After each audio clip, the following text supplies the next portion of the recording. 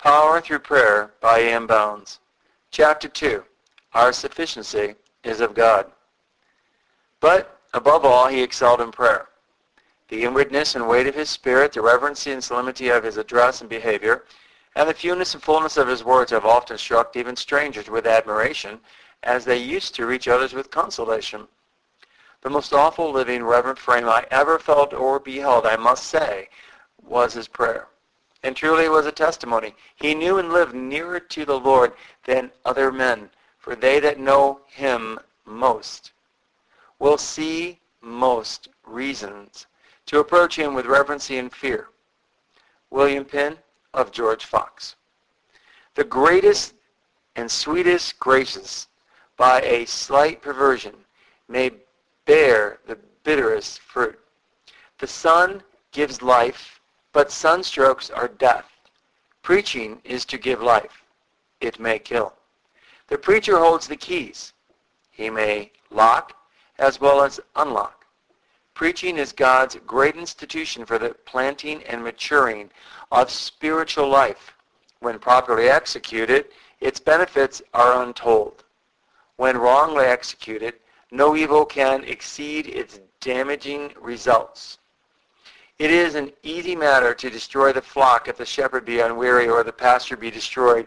Easy to capture the citadel if the watchman be asleep or the food and water be poisoned. Invested with such gracious prerogatives, exposed to so great evils, involving so many grave responsibilities, it would be a parody on the shrewdness of the devil and a libel on his character and reputation if he did not bring his master influences to adulterate the preacher and the preaching. In face of all this, the exclamatory interrogatory of Paul, who is sufficient for these things, is never out of order. Paul says, our sufficiency is of God, who also hath made us able ministers of the New Testament, not out of the letter, but of the Spirit. For the letter killeth, but the Spirit giveth life. The true ministry is God-touched, God-enabled, and God-made.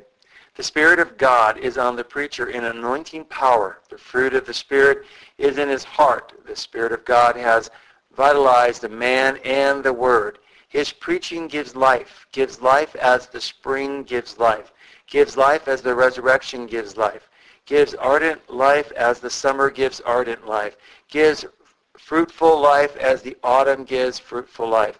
The life-giving preacher is a man of God, whose heart is ever athirst for God, whose soul is ever following hard after God, whose eye is single to God, and in whom, by the power of God's Spirit, the flesh and the world have been crucified, and his ministry is like the generous flood of a life-giving river. The preaching that kills is non-spiritual preaching. The ability of the preaching is not from God. Lower sources than God have given to it its energy and stimulant. The Spirit is not evident in the preacher, nor his preaching. Many kinds of forces may be projected and stimulated by preaching that kills, but they are not spiritual forces. They may resemble spiritual forces, but are only the shadow, the counterfeit, life that may seem to have, but the life is magnetized. The preaching that kills is the letter, shapely and orderly it may be, but it is the letter still, the dry, husky letter, the empty, bold shell. The letter may have the germ of life in it, but it has no breath of spring to evoke it. Winter seeds they are, as hard as the winter's soil, as icy as the winter's air, no thawing nor germinating by them.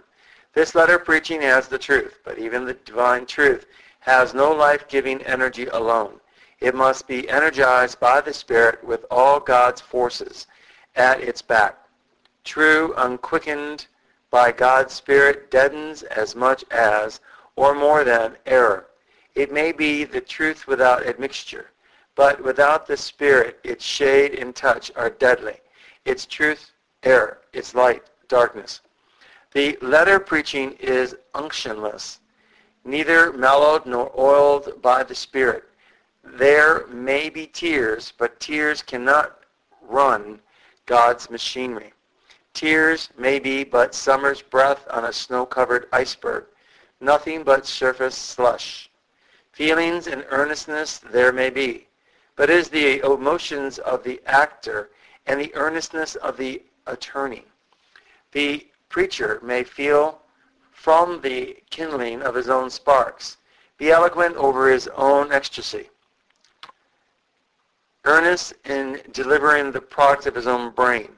The professor may usher the place and imitate the fire of the apostle.